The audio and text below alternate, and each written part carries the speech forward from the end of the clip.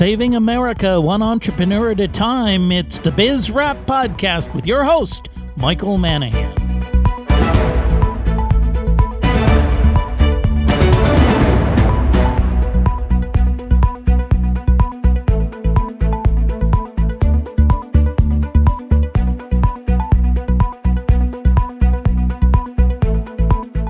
The show that celebrates small business and entrepreneurs, it's Biz Rap Radio with your host, small businessman, educator, and author, Michael Manahan. And welcome to another edition of Biz Rap Radio. It's your host, Michael Manahan, and thank you so much for joining me today. I've got a great show lined up for you. If you're not familiar with Biz Rap Radio, we are the show all about small business and entrepreneurs. Yes, we're here fighting the big fight, fighting for you as small business people and entrepreneurs. You may not know it, but there's a war on in this country. Yes, no, it's not the war on drugs, and it's not the war on poverty, and it's not the war on women. It is the war on small business. Big business and governments are colluding to put you out of business. That's right. You know, when the economy gets a little tough, Washington says we need a stimulus, but who gets the money? The fat cats on Wall Street and the big, huge firms in Detroit get the money. Meanwhile, tens of thousands of businesses, small businesses in your community went out of business. Now, what's fair about that? So we need somebody to fight for small business. That's what I'm doing, Biz Rap Radio. We have on the show every week guests with ideas and strategies that can help you make more money in your business. Hey, it's not a dirty word. It's what you need to do if you're an entrepreneur or a small business person. You need to make money. You need to pay for yourself and your family, and then if you make some more money, you pay for your friends and associates, and even more money help take care of your community. I'm so pleased when I talk to small business people around the country how many of them are reaching into their pocket and helping out the community, and they don't do it like those big corporations do. You know, you go to the local 10K run and you see that Nike or Coca-Cola has sponsored the run. Yeah, they're doing that for advertising purposes. But when small business people help out in the community, they're doing it from the heart. They want their community to be a better place. A really exciting guests lined up for the show today. I've got Lauren and Kenny from Modern Serenity. Lauren and Kenny, welcome to the show. Hey, how's it going? It's going very well, and you've got a really exciting idea that you are trying to launch, or that you are launching. You've got something called Peace Pods, and this is really interesting. What exactly are Peace Pods? Well, a peace pod is similar to a capsule bed that you may have seen in Japan and China. They use these over there in the eastern countries for sleeping overnight when they're traveling and they can't quite get home. So we're trying to use these on college campuses. So this is basically, and I'm looking at the picture here, this looks like, you know what this looks like? I remember one time I had an altitude problem when I was skiing, and they put me in kind of a little chamber. This almost looks like something that you'd put somebody in. What do they call those, hyperbaric chambers? But it's a little a container in which I guess you slide in, and you can sleep in there. And it looks like it's got, is it a television and stereo equipment inside of these pods?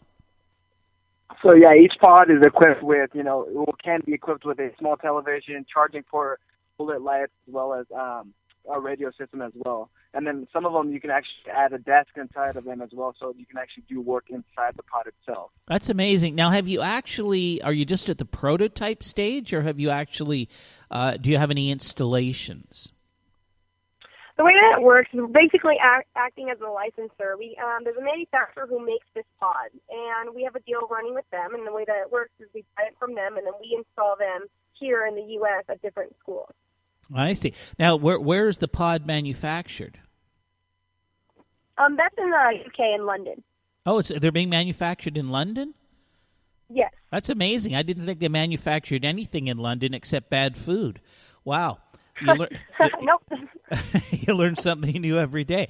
Well, that's great. So now, how does you mentioned college campuses, and I can certainly see that. By the way, I'm a college professor. I teach at Cal State Dominguez Hills. I teach economics and finance, and I know sometimes those students, they'll have a day where they've got a class at maybe noon, and then their next class isn't till 5 o'clock at night. And in that interim, they may do some studying, but a lot of the students these days are also working, so they're they're trying to balance school and balance work, and they get tired, so they could just slide over and have a nap. Now, would the students have to pay for the privilege of going in and having a nap? At most locations, our goal is to say no to that. We're a nonprofit organization. So the way that it works is whoever sponsors us, that's the money that we use to keep the pods up and running. I see. So you're getting sponsors for a group of pods.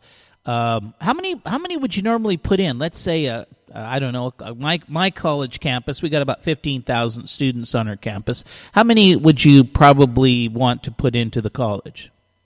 Did you say 50,000? 15,000, 15000. Okay, so for a school a little bit smaller like that size, we'd say like maybe 7 or 8, and then a school with like maybe 5,000 to 10,000 more students, we'd probably do double that amount, so about 14. So it really just depends on the school itself and the need or for whatever need they have. So we just go based off the demographic of the school, basically. Gotcha. Now you've mentioned that your focus is college campuses, but I can see an application for this particular product in many other areas. I know as a business person, in addition to being a college professor, I've often had to I'm in Long Beach, California, and I've had to go up to downtown Los Angeles, which is, a 45-minute drive, and I've got a meeting at 10 o'clock in the morning, and the next meeting at 2 o'clock. I've got some downtime. I might want to grab a snooze. Have you thought about putting these installations in places other than college campuses? Yes, we have a bunch of different avenues that we're going to go with these pods, but our starting point was colleges because we are college students and we were experiencing, the everyday stressors of, college life. So we wanted to incorporate it because, the starting point is college for anybody's career, honestly, and we want to get our students well rested and we want them to achieve great things. Sure, that makes sense. Yeah, go ahead. And eventually, with the pods that, they're not going to last forever on college campuses. The ones that we have to replace out, we will donate those to the community, such as, Salvation Armies and for the homeless, so they can keep on using them in that way. And, these can go basically anywhere and help a very large variety of people. That was one of my first thoughts when I saw the picture. I down here in Long Beach, we've got a huge homeless camp in the local park. So nobody uses the local park because it's full of homeless people. And I'm not just talking one or two homeless people. I mean, there's a lot of homeless people. It's just up the street from my office. But I'm thinking, wouldn't this be a great idea to put in an installation of these pods and say to the homeless people, instead of sleeping in the park, here, use these pods and have yourself a good night's sleep. I think it's a great idea. So, yep, we agree, definitely. So, okay, so what do you need? You're looking for sponsors who will allow you to put these installations in. How much does a sponsor have to put up? What's the cost?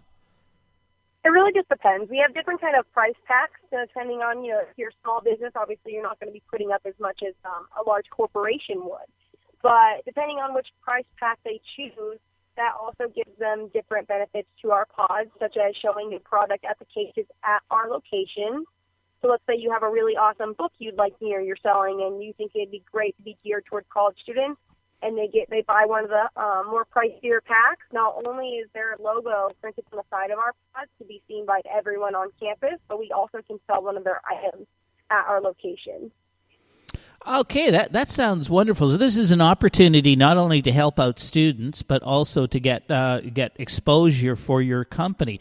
Would like to you give me at least a couple of the pricing packages, but we're going to have to go to commercial break. We're coming right up on the end of this segment of the show. Very interesting stuff. We're talking to Lauren and Kenny from Modern Serenity about their Peace Pods.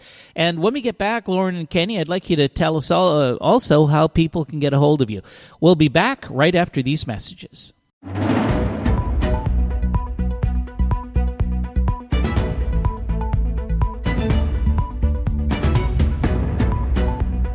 And welcome back to Biz Rap Radio. It's your host, Michael Manahan. Thank you for sticking with us.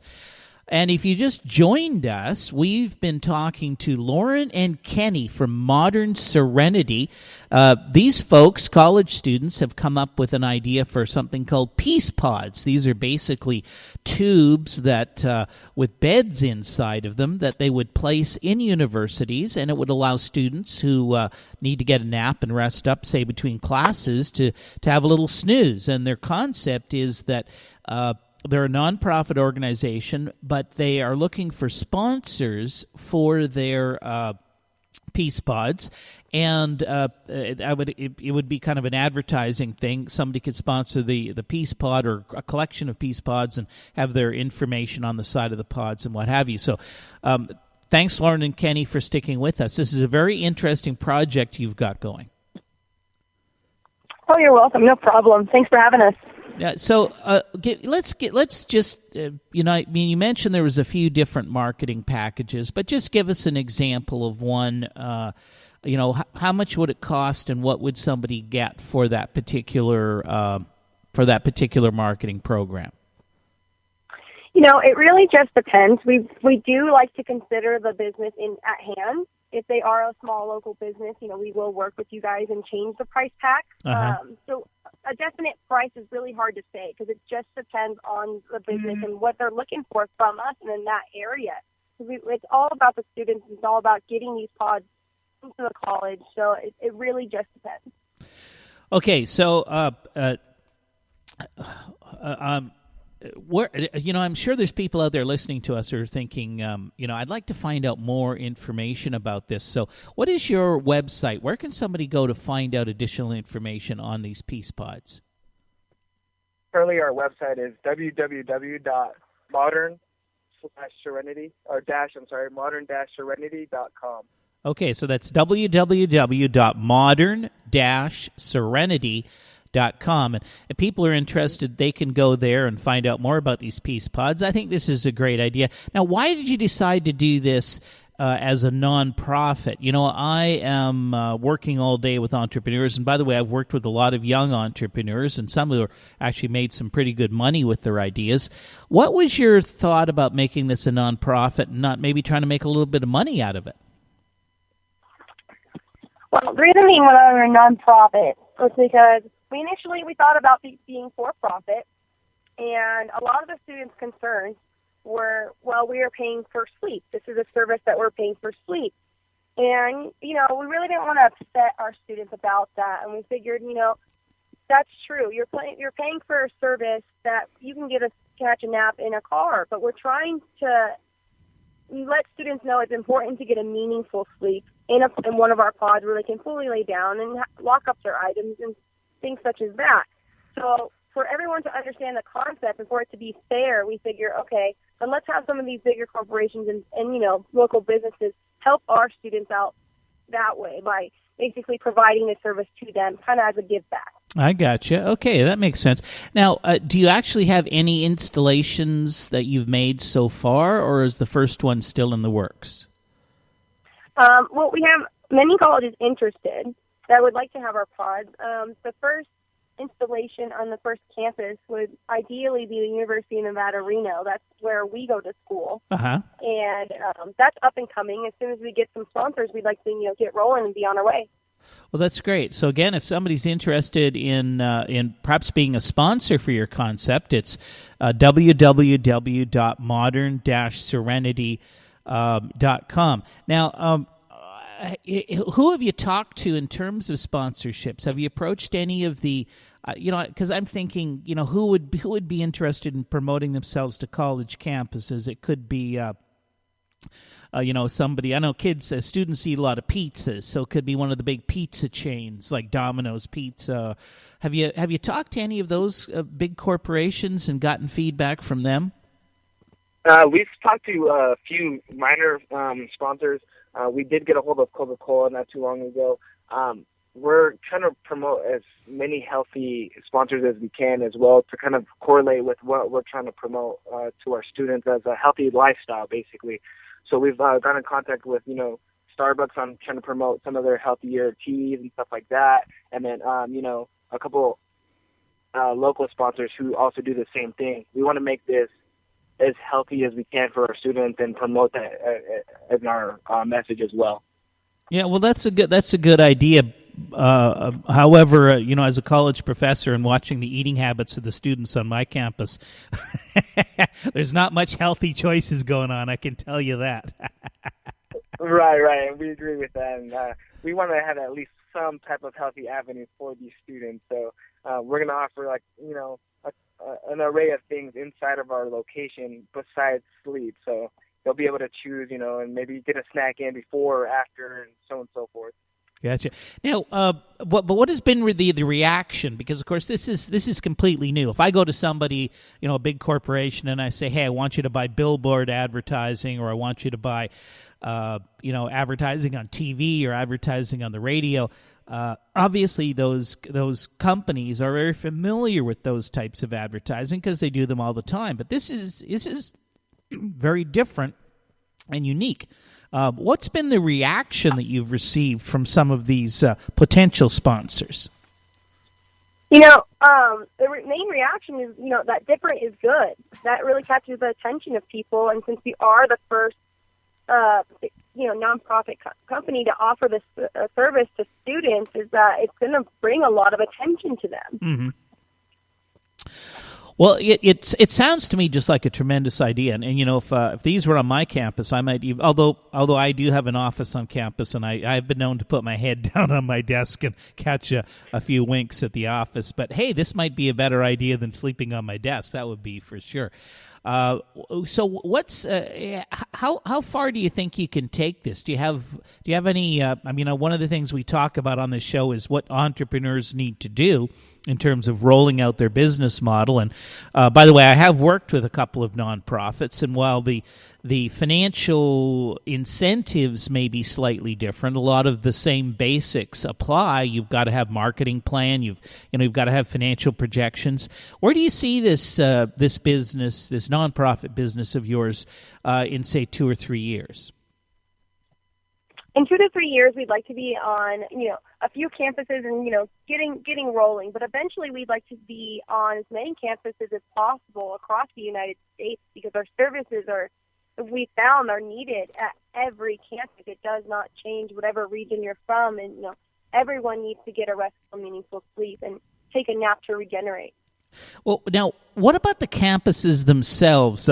I know at my particular campus, which is basically part of a government university system, introducing anything new and different is like pulling teeth from an elephant. It is just so difficult to get change and to bring in new ideas.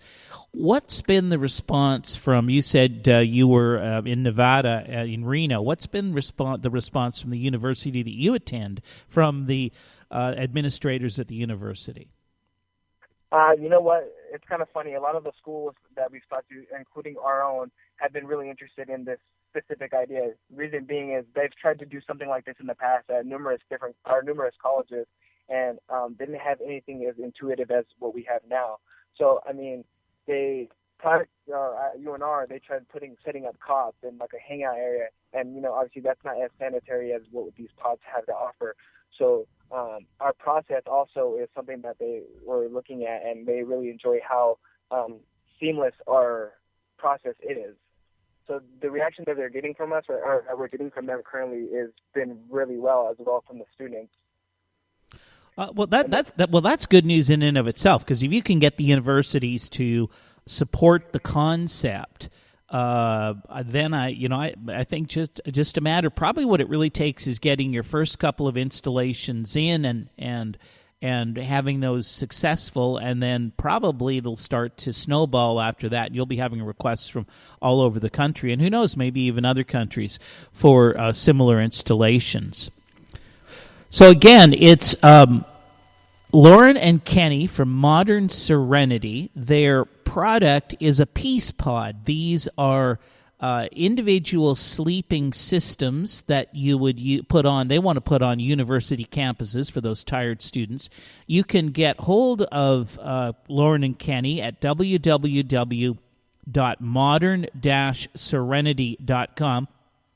They're a nonprofit organization. They're actively looking for sponsors. If you're listening to this radio show and you think you might be interested in sponsoring one of these sleeping systems at your local university, definitely reach out to Lauren and Kenny. Give them a call. Lauren and Kenny, I really appreciate you being on the show. Thank you so much for being with us today. Thank you. Yeah, thank you very much. Not a problem. It's your host, Mike Manahan, Biz Rap Radio. That was Lauren and Kenny from Modern Serenity, and we will be back right after these messages.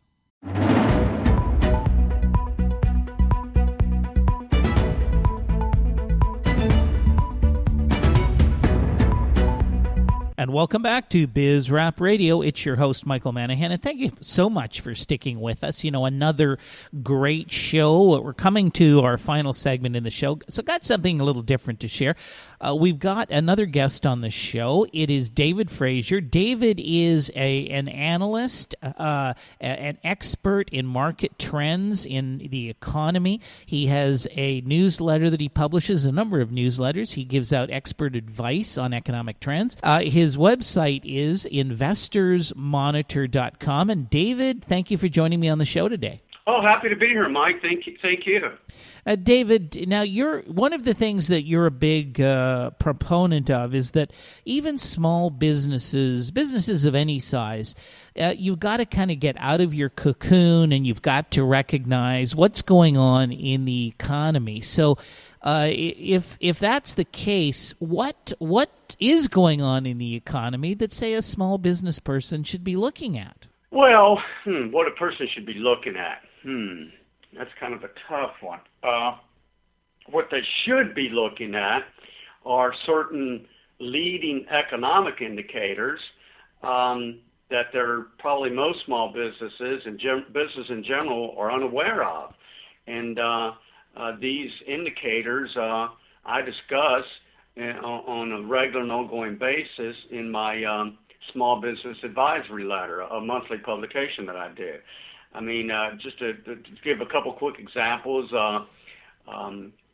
new housing starts, construction activity in the residential housing market, business loans, the amount of loans that people are taking out, and one I don't want to give too many, just the economic expectations of U.S. households. Those are a few of the indicators that small businesses should be monitoring on a regular basis.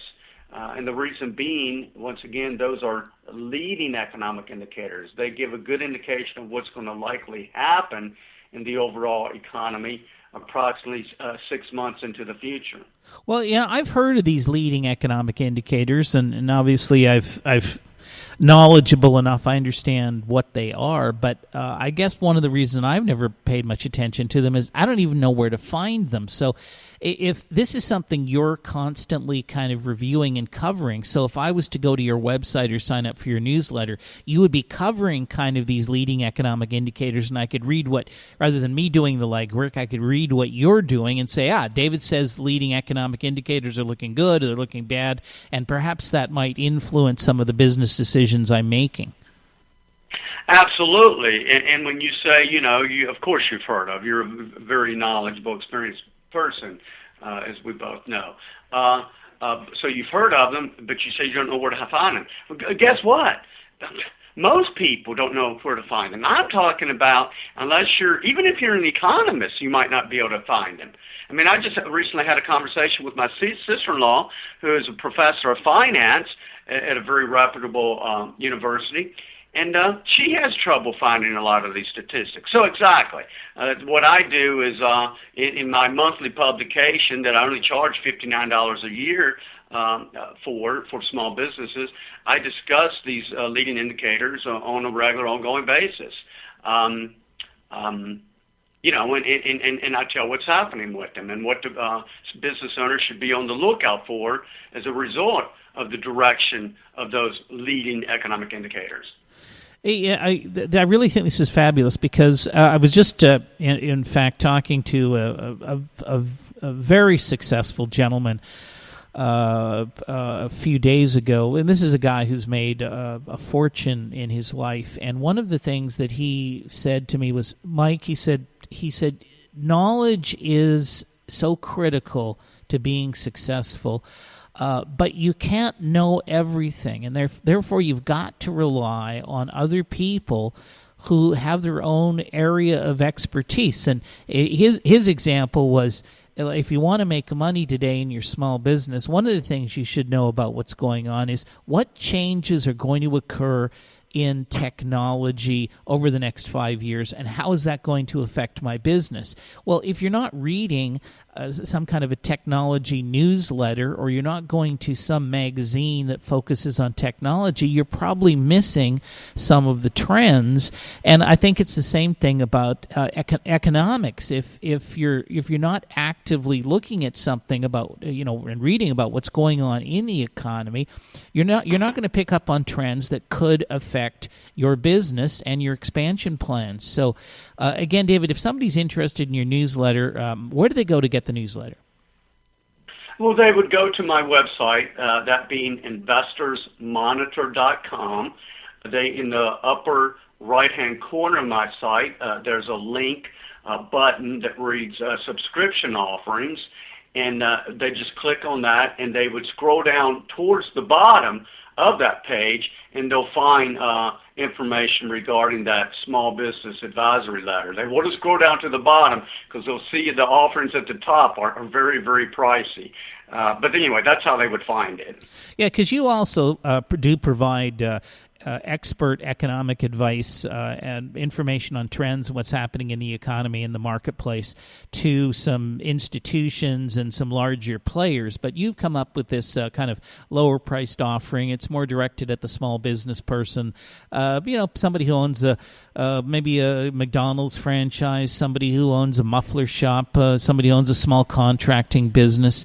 And those people should be looking at the trends, should be know what's going on, and that's where your newsletter's targeted, right? Absolutely, that's exactly. It's put in very simple terms without a lot of jargon. It gets right to the point. It's only a few pages every month, and it generally tends to be only about 2 pages actually. And it enables a person to really keep up with things that they should be keeping up with without having to read the Wall Street Journal every day or some other financial publication. It just keeps, in very simple terms, strives to keep the small business owner aware of and abreast of the important undercurrents that are developing. So yeah, that's what it does. Well, now let's talk about those undercurrents that are developing. We got about 3 minutes left. Can you give us any information on what is happening right now, or what's going to happen in the next 6 months that you think a small business person should be knowledgeable about?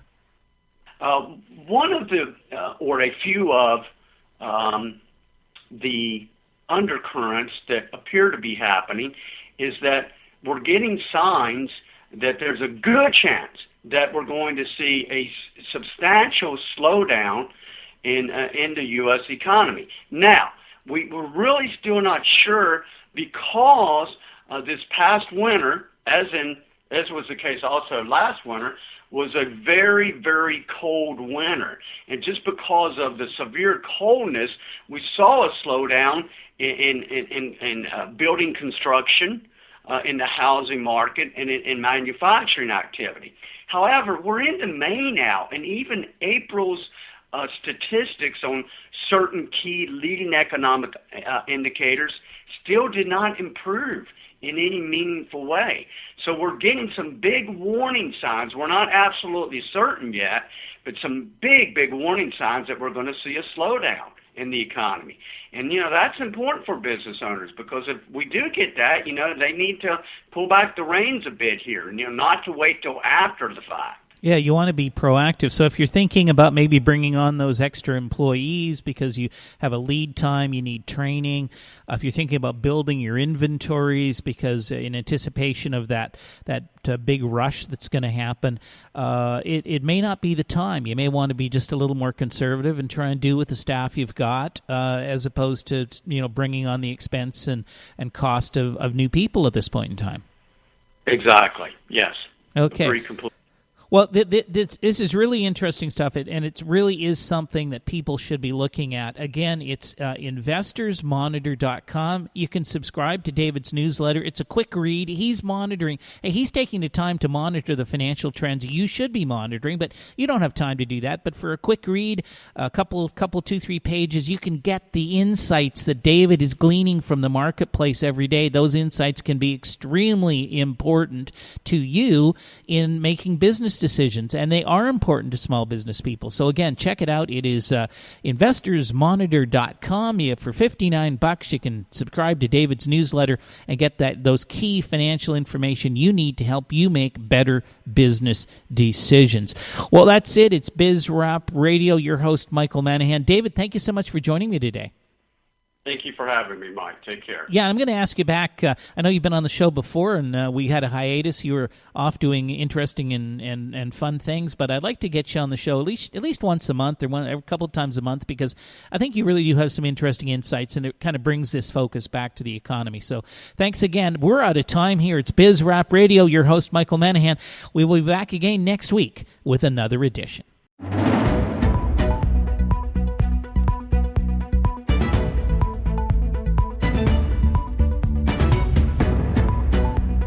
And welcome back to BizRap Radio. It's your host, Michael Manahan, and thank you so much for staying with us. Gosh, we had such an interesting show. We had the folks from Modern Serenity and their sleeping pods on earlier in the show, and then we had David Fraser on, the financial advisor, with some very interesting comments and thoughts about the economy and what small business people should be doing in terms of tracking the economy and economic activity that's going on. I am, of course, a business consultant, a financial advisor, in addition to a university professor. I teach finance and accounting at California State University, Dominguez Hills, and I do business consulting. And I help people typically business plans, financial projections, perhaps reorganizing, restructuring their finances, and raising capital. So if you need assistance, please don't hesitate to contact me. Happy to have a conversation with you, absolutely no charge. I want to talk to you about something that is really important to small business people. And I hate to classify it as this, but it is really a bit of a racket. And I'm going to talk to you about credit card processing. So here's the deal. Almost every small business, except for a few, I suspect, who operate entirely on cash, uses credit cards and accepts credit cards. And, the fees we pay as small business people on accepting credit cards, it typically runs somewhere between 3% and 4%. Now, I know you'll have people call you and they'll say, well, we can give it to you 2% and 2.5%. But by the time they load on all of the additional and extra fees, by the time they charge you extra for international cards, and they charge you extra for non-qualified cards, and they charge you transaction fees, and they charge you all manner of different fees, most small businesses are paying between 3% and 4%, which is a huge amount of money out of your dollar. Think about it. You collect $1 from a customer, and maybe as much as 4%. In some cases, by the way, it's more than 4%. Of that dollar goes to pay the credit card processor. Now, when credit card processing first started years and years ago, it was a laborious manual process. I'm sure many of you can remember when you gave your credit card to the merchant put it in a little tray and put a piece of paper, a little form on top of the credit card, and ran the kind of a receipt, and then you signed that receipt, and then those things, the merchant would have to bundle those and send them off to their bank. And so there was a lot of manual processing involved. But today, the entire credit card industry is electronic. You slide that credit card, the transactions are all being done electronically. You're as a merchant are being accredited by the credit card company electronically, and everything's just done by computers. There's no more of that manual stuff. Yet the prices of your credit cards and processing those credit cards have not dropped. Those fees were 4%, 3.5% back 25 years ago when we were still using paper systems, and they're still 3 to 4.5%, which is what many businesses are paying. So it's a racket. But of course, what are you going to do about it? There's only so many alternatives, and there's only so many credit cards and credit card processors out there. And yeah, I know what they'll say. They say, well, we got to pay for all of this fraud and fraud protection and that sort of stuff. Yeah, but isn't that why also you're charging many of your customers 15, 20, 27% interest? Somebody was showing me their American Express bill that they had missed a payment on. Yeah, according to them, they'd missed one payment on their American Express bill, and American Express is charging them 27%. Now, if American Express is charging 27% to the person who owns the card, and they're charging another 3.5% to the merchant who processes the card, that's 30%. You can't cover the losses from theft and fraud with 30% charges. I mean, that means that somebody. Oh, and by the way, that 30% is compounded. So, of course, if the customer does not pay off his credit card right away, you get 30% every month until that amount is paid off. $100 charge, American Express could be getting back as much as $200 or $300 or more. You can't cover fraud by processing a transaction and then ending up getting paid back 3-4 times what that transaction is. I mean, that's just absolutely unbelievable. It's beyond belief that is the case. These credit card companies are making billions and billions of dollars. One of the reasons why, by the way, why the banks were able to come out of the recession with such great earnings. Why? Because they all run big credit card operations, and during the tough times of the recession, many people missed a payment or two. Let's face it was tough. People lost jobs. People lost their homes. Well, the minute they did, these credit card companies like American Express jacked the rate up to 27%. 27%. There used to be a time, I thought there was a time that if you charged somebody 27%, that was called usury, and you could be sued or go to jail for it. I mean, wow, 27%. American Express, you should be absolutely ashamed of yourself for doing that. Now, there's another issue that, of course, this really affects small businesses because many small businesses today are financed with their credit cards. Yeah, that's right. It used to be you could get a loan from your local bank to run your business. You can't get those loans anymore. No, they don't want to loan money to what they consider to be risky businesses. So now what happens is they say, we'll get a credit card, and they give you pretty good limits. I know companies that have limits on their credit cards of $100,000, $200,000. But the minute things go south, you can't walk into your banker like you used to do and explain that there was a problem, and he'd give you a little bit of a leeway. No. The minute you aren't abiding by, those payment terms and you miss one payment while you're struggling to run your business, old American Express jacking your rates up to 27%. Not to mention the fact that these credit card companies can easily cancel your merchant account for really pretty weak reasons. I just dealing with a company recently, was banking with a company called F&M Bank, which is in Long Beach, California. Yeah, F&M Bank. They had their account, which they'd had for F&M Bank merchant account, they'd had it canceled after 8 years with dealing with F&M Bank. Why? Because F&M Bank wrote them a letter, says, we don't like the nature of your business. Well, what does that company do? Well, that company sells travel. Yes. Oh, but guess what? According to the folks at F&M Bank, it's the nature of the travel.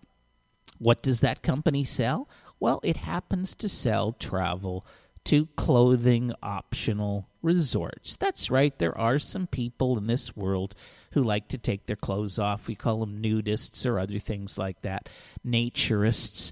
There's resorts all over the world where naturists go. In fact, there's many beaches around the world that are nudist beaches.